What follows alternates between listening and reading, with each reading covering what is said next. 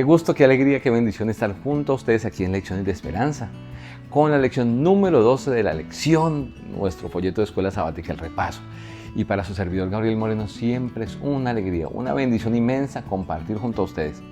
Agradecemos su compañía, un abrazo grande a la gente que nos ve y nos escucha con este contenido.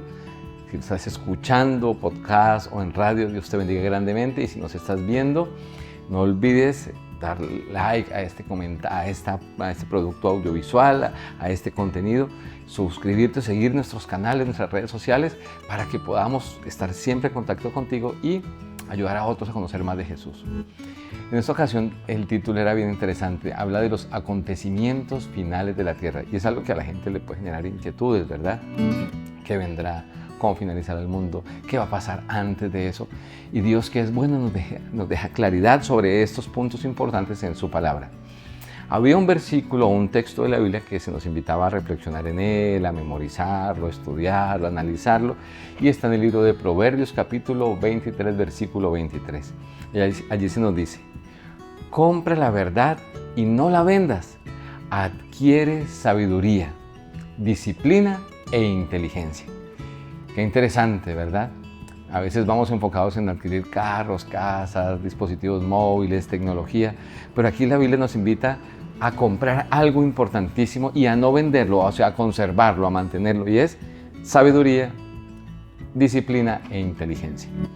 Ahora, tú y yo no debemos olvidar nunca que estamos aquí de paso. A veces se nos olvida y creemos que este es nuestro mundo y nos planificamos solamente para esto y olvidamos lo importante que es la eternidad. Recuerda que estamos aquí de paso y vamos hacia nuestro hogar. Si hay un lugar para nosotros, pero no está aquí, Dios ha prometido que está en la tierra nueva que Él preparará para nosotros. Los días finales serán muy difíciles, mis apreciados, y el enemigo buscará impedir nuestro camino a casa. Entre más nos acercamos a este lugar que Dios tiene para nosotros, el enemigo buscará colocar mayores dificultades para distraernos de ese camino, para evitar que lleguemos a la meta maravillosa de bendición que Dios tiene. Pero Dios, por medio del ministerio de Cristo, nos da una vía segura para avanzar y nunca detenernos y llegar finalmente al lugar que Dios tiene preparado para ti, para mí, para nuestros amigos, para nuestra familia y para toda la gente que tú y yo queremos también. Así que no nos dejemos distraer y avancemos con seguridad en Jesús. Ahora, a lo largo de los siglos, el gran conflicto ha sido una batalla entre la verdad y el error. Dios siempre expresando de manera clara a través de su palabra, sus principios, su verdad, y el enemigo tratando de engañarnos. Dice la palabra de Dios en el libro de Juan, capítulo 8, versículo 44, que Satanás es mentiroso y padre de mentiras. Así lo cataloga la Biblia, lo deja claro. Y en contraposición a esto se nos dice de Jesús, dice: Jesús es el autor de toda verdad. Cuando leemos Juan 14, 6, dice, Jesús mismo es él mismo, declaró de sí mismo: yo soy el camino, la verdad y la vida. La verdad que nos libra de los engaños de Satanás. Cristo es esa luz, esa palabra que nos puede libertar de las sofismas y las maneras en que el enemigo trata de hacernos perder de vista el galardón eterno que Dios tiene y el camino seguro a ese galardón. La Biblia nos permite también poder nosotros desentramar todas las maneras en que el enemigo trata de colocarnos a nosotros en aprietos y alejarnos de Dios. La Biblia desenmascara a Satanás, revela los planes de Dios también para nosotros, esos lindos planes de bendición. Y la Escritura dice ella misma en el libro de Salmos, capítulo 119, 105, que es lámpara a nuestro camino. La explicación de esto es que en medio de un mundo de oscuridad que el enemigo quiere colocar, Dios ha dejado luz, luz de bendición y luz suficiente para ti y para mí. Las profecías de la palabra de Dios iluminan el camino que tenemos por delante. Nos ayudan también a distinguir la verdad del error. Sin la Biblia quedamos librados o tal vez a expensas de los caprichos de la propia opinión nuestra o de otros, y de esa manera caemos fácilmente en el engaño, ya que nuestra capacidad es falible, el único infalible es Dios, nos podemos equivocar en cualquier momento. Por eso el libro de Segunda de Pedro, capítulo 1, versículo 19, allí encontramos un mensaje de parte de Dios para nosotros. Se nos dice: tenemos también la palabra profética más segura, a la cual hacéis bien en estar atentos como a una antorcha que alumbra en lugar oscuro, hasta que el día esclarezca y el lucero de la mañana salga en vuestros corazones. ¿Qué nos dice allí? En medio de esta oscuridad Dios ha dejado su palabra, la palabra profética, y mira cómo lo dice, que es segura para todos nosotros, y que como en un lugar, como si fuera una antorcha en medio de una cueva, una caverna, un lugar oscuro, nos alumbra hasta que el día esté en su esplendor, y el lucero de la mañana, dice, salga en nuestros corazones. En la crisis venidera relativa a la adoración, el pueblo de Dios no cederá a la presión que el enemigo querrá colocar sobre ellos. Y como lo hemos visto en lecciones pasadas, el libro de Apocalipsis 14 nos deja claro eso. Allí se nos dice que Dios tiene un grupo de personas que se mantienen fiel a guardar sus mandamientos y a tener la fe de Jesús. Y ese pueblo también estará sellado con el Espíritu Santo de Dios, como lo menciona Efesios capítulo 4, versículo 30. Se nos habla de que el Espíritu Santo sellará a su pueblo, y ese pueblo, al estar sellado, estará firmemente arraigado en la palabra de Dios, y el enemigo no podrá moverlo de la cercanía con Jesús. En la antigüedad, los sellos certificaban la autenticidad de algunos de los documentos oficiales. De hecho, hoy se mantiene. A veces en algunos lugares necesitamos algún documento y debe llevar un sello, algo que avale que eso es auténtico y que tiene el aval de cierta autoridad. Eran una marca distintiva esos sellos, y también una marca personalizada. Ahora, puesto que el conflicto final se centra en la adoración y en la autoridad de Dios revelada en su ley, cabría también poder esperar y pensar que ese sello pueda estar incrustado en la misma ley de Dios, en los 10 mandamientos. Cuando tú y yo leemos el libro de Éxodo, capítulo 20, versículos 8 al 11, encontramos lo siguiente. Allí se nos dice: acuérdate del día sábado o del día de reposo para santificarlo. 6 días trabajarás y harás toda tu obra, mas el séptimo día es reposo para Jehová tu Dios. No hagas en él obra alguna, ni tú, ni tu hijo, ni tu hija, ni tu siervo, ni tu criada, ni tu bestia, ni tu extranjero que está dentro de tus puertas. Porque en 6 días hizo Jehová los cielos y la tierra, el mar y todas las cosas que en ellos hay. Y reposó el séptimo día, por tanto Jehová bendijo el día de reposo y lo santificó. Ahora, notemos algo interesante. Los sellos tenían 3 características, y al mirar este capítulo 20 de Éxodo con los mandamientos de Dios, encontramos que esas características se cumplen en el sábado. El sello tenía algo que hablaba del nombre. ¿Quién era el que estaba certificando ese documento? ¿De quién era eso? Segundo, el título, la autoridad que representaba, y el área que cubría el territorio. Y cuando miramos esto en el libro de Éxodo, en los 10 mandamientos, en relación sobre el 4.º mandamiento del sábado, vemos el nombre, a quien pertenece el sello. Y acá dice que es el Señor tu Dios. Así lo dice cuando leemos el versículo 9. Dice, es de reposo ese día para el Señor tu Dios. Él es el nombre a quien pertenece el sello. Ahora, el segundo elemento del sello es el título. ¿Qué título es? ¿Es un rey? ¿Es un emperador? Aquí la Biblia deja claro. Dice, cuando leemos que el Señor fue el que creó todas las cosas. O sea, Dios es creador, es el título de Él. ¿Cuál es el territorio? Cuando seguimos leyendo, versículo 11 dice, porque en 6 días hizo Jehová los cielos y la tierra, el mar, todo lo que en ellos hay. El cielo y la tierra, todo es el área del territorio de Dios. Vemos estos 3 elementos entonces de un sello de la época en que se escribe este texto cumplirse allí en el 4.º mandamiento. La Biblia a veces llama sello o señal, y estas 2 palabras pueden ser intercambiables a veces en la Escritura. Como señal o sello de Dios está en el corazón de la ley de Dios. El sábado está en el centro de ese conflicto final sobre la adoración, la obediencia, la adoración cierta a Dios de la manera correcta.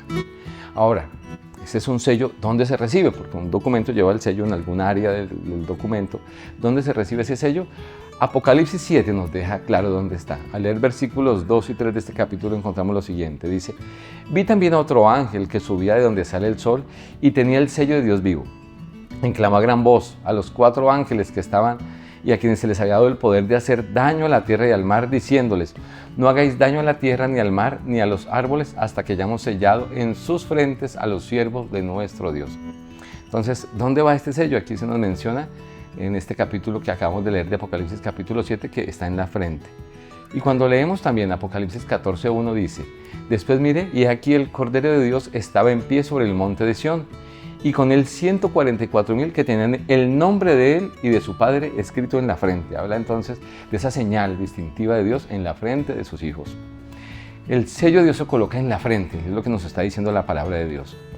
La frente es un símbolo de la mente, lo que nos lleva a pensar también lo que representa una decisión consciente, voluntaria, de parte de los seres humanos. Obedecer a Dios porque lo desean, porque saben de manera cierta que es lo mejor. Satanás odia al Creador y ha intentado por medio de poderes terrenales cambiar el sábado, el monumento que Dios ha dejado conmemorativo de la creación que Él hizo. No solo nos lo dice Daniel 7:25, como lo venimos estudiando, intentando cambiar ese día de adoración a Dios. El conflicto venidero será sobre la ley de Dios y se centrará en la autoridad, a quién vamos a adorar, a quién vamos a obedecer. Y tú y yo tendremos que decidir. Ojalá esto que estamos escuchando y viendo nos ayude a tomar la decisión acertada para adorar siempre a Dios. Si Satanás puede erradicar la adoración del sábado, declarará entonces que su autoridad es mayor que la autoridad de Dios. Y para lograr esto, ¿qué hace Satanás? Intenta convencer o coaccionarnos a nosotros y al mundo entero para que acepte un día de reposo falso, erróneo, equivocado. Ahora, esta semana también se nos hablaba de otro elemento, otros acontecimientos finales que tendrá que enfrentar el pueblo de Dios, y es la lluvia temprana y la lluvia tardía. Joel 2:23 nos dice: vosotros también, hijos de Sión, alegraos y gozaos en Jehová vuestro Dios, porque os ha dado la primera lluvia a su tiempo, y hará descender sobre vosotros lluvia temprana y tardía como al principio. Ahora, los términos lluvia temprana y lluvia tardía están tomados de los ciclos de las cosechas en la época del pueblo de Israel. La lluvia temprana era una lluvia que caía más o menos para la época del otoño allí, para preparar la tierra para la siembra y preparar la semilla. Y la lluvia tardía caía en la primavera para madurar la cosecha y preparar todo para recoger esa linda cosecha. Esto describe la obra del Espíritu Santo, también se aplica la obra del Espíritu Santo en cuanto a la proclamación del Evangelio. Mediante el poder del Espíritu Santo, los discípulos alcanzaron el mundo de ese entonces conocido en un tiempo relativamente corto. Se dio ese derramamiento del Espíritu Santo, esa lluvia temprana. La predicción de Joel sobre la lluvia temprana se cumplió en Pentecostés. Pero mis apreciados, atención, la lluvia tardía será derramada con mayor poder para preparar la cosecha final de la tierra. Ahora, ¿cómo se va a terminar entonces la obra de Dios en la tierra? Pues dejemos que la Biblia hable, ¿verdad? Habacuc capítulo 2, versículo 14 nos dice: porque la tierra será llena del conocimiento de la gloria de Jehová, como las aguas cubren el mar. Y también, si tú y yo miramos Apocalipsis 24, 14, allí encontramos que Dios nos dice: y será predicado este evangelio del reino en todo el mundo para testimonio a todas las naciones, y entonces vendrá el fin. Se nos habla de que el mundo entero conocerá, ¿verdad? Se terminará antes de que se dé la finalización de la obra de Dios en esa tierra, todo el mundo conocerá. Pero ¿cómo puede ser eso posible? Pues mira, la obra de Dios, la palabra nos dice lo siguiente: en el tiempo del fin, el Espíritu Santo se derramará con un poder sin precedentes y el Evangelio se extenderá de manera rápida hasta los confines de la tierra. Miles se convertirán en un día y la gracia de Dios y la verdad impactará a todo el planeta, mis apreciados. De esta manera el mundo será advertido y el Evangelio y la esperanza que este ofrece se extenderá por todo el mundo. Y sabes, tú y yo tenemos una parte importante para hacer allí, compartiendo con otros, hablando a otros de lo que Dios hace en nuestra vida y de lo que tiene en su palabra.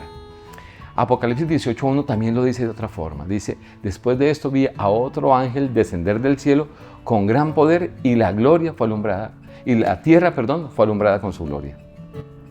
¿Qué nos dice?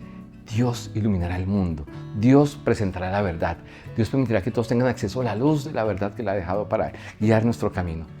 La gran obra del Evangelio no terminará con menor manifestación del poder de Dios del que se señaló en su comienzo. Las profecías que se cumplieron en el derramamiento de la lluvia temprana al principio de la obra del Evangelio deben volverse a cumplir en el tiempo del fin mediante la lluvia tardía para esta obra. Ahora, hablando de los acontecimientos finales que nos hablaba esta lección, entonces encontramos que habrá un pueblo fiel a la palabra de Dios y que adorará a Dios y solamente a Dios basado en lo que encontraron en su palabra.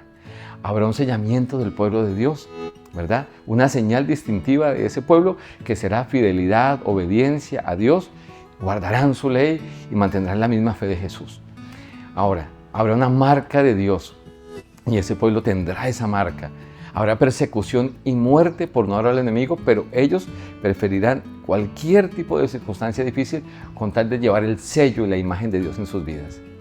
Habrá una lluvia tardía, un derramamiento del Espíritu Santo, un trabajo poderoso de parte de Dios para impactar al mundo con el Evangelio. Y Dios quiere usarte y usarme y usarnos a todos para esta obra linda y maravillosa, como utilizó a los apóstoles en su momento. Y también habrá un fuerte clamor, una predicación poderosa como lo vimos, la tierra será alumbrada, todos conocerán. Y en esta parte tú y yo podemos también participar. Te invito a que nos preparemos para ser instrumentos de Dios y contar a otros de sus maravillas.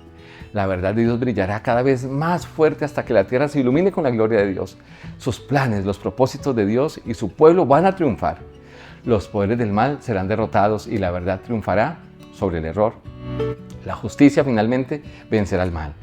Jesús volverá, mis apreciados, volverá como Rey de Reyes y Señor de Señores y viviremos con Él para siempre.